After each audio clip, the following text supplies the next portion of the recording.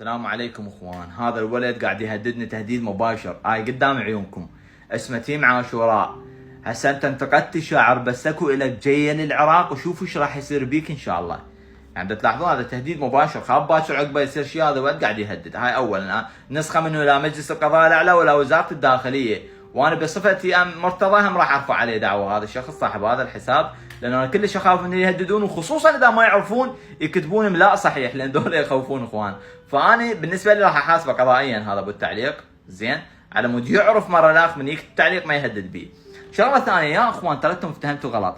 بعض الناس عبالهم انا عندي مشكله ويا الشاعر، او انا تراني شاعر ابد ما اعرفه، واتمنى له كل التوفيق واتمنى له كل النجاح. بس يا اخي القصيده كان بيها مقطع، يعني واحد لازم يطلع يسولف.